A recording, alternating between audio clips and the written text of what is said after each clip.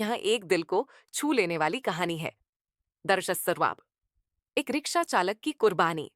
गंगानगर की तंग गलियों में रहने वाला रमेश एक गरीब रिक्शा चालक था। उसकी दुनिया उसकी पत्नी सीमा के इर्द गिर्द घूमती थी। वह पढ़ी लिखी नहीं थी, लेकिन होशियार और महत्वाकांक्षी थी।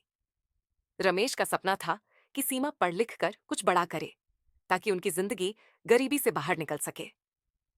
दिन भर की थकान के बावजूद वह सीमा की पढ़ाई का खर्च उठाने के लिए रात में भी काम करता। कभी ईंट ढोता तो कभी होटल में बर्तन साफ करता। पेट काट कर उसने सीमा की स्कूल की फीस भरी, किताबें खरीदी और दिन रात उसकी हौसला अफजाई की। सीमा भी मेहनत करती गई और धीरे धीरे उसने पढ़ाई में अपना लोहा मनवाया। समय बीतता गया और सीमा ने प्रशासनिक परीक्षा पास कर ली। देखते ही देखते वह जिले की कलेक्टर बन गई। ये खबर सुनकर रमेश की आंखों में आंसू आ गए, खुशी के और गर्व के। उसे लगा कि उसकी मेहनत रंग लाई, लेकिन खुशी ज्यादा दिन टिक न सकी। कलेक्टर बनने के बाद सीमा की सोच बदलने लगी। अब उसे रमेश की साधारण और गरीब जिंदगी बोझ लगने लगी। वह ऊंचे तबके के लोगों के साथ रहने लगी और अपनी नई पहचान में रमेश को फिट नहीं पाया।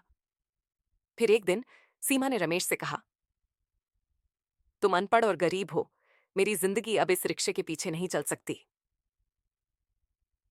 रमेश स्तब्ध रह गया। जिस महिला के लिए उसने अपनी पूरी जिंदगी खपा दी, वही आज उसे छोड़कर जाने को तैयार थी। सीमा ने बिना एक बार मुड़कर देखे उसे छोड़ दिया और आगे बढ़ गई। रमेश टूट चुका था, लेकिन उसने कभी किसी से शिकायत नहीं की। वह अपने उसी पुराने रिक्शे पर वापस लौट आया। लोग कहते हैं कि जब भी कलेक्टर मैडम की गाड़ी उसके पास से गुजरती, तो वह हल्की मुस्कान के साथ उसे देखता, मानो कह रहा हो, मैंने तुम्हें आसमान तक पहुंचाया, लेकिन तुमने मुझे जमीन पर छोड़ दिया। ये कहानी दर्शाती है कि त्याग और प्यार की कीमत हर कोई नहीं समझता।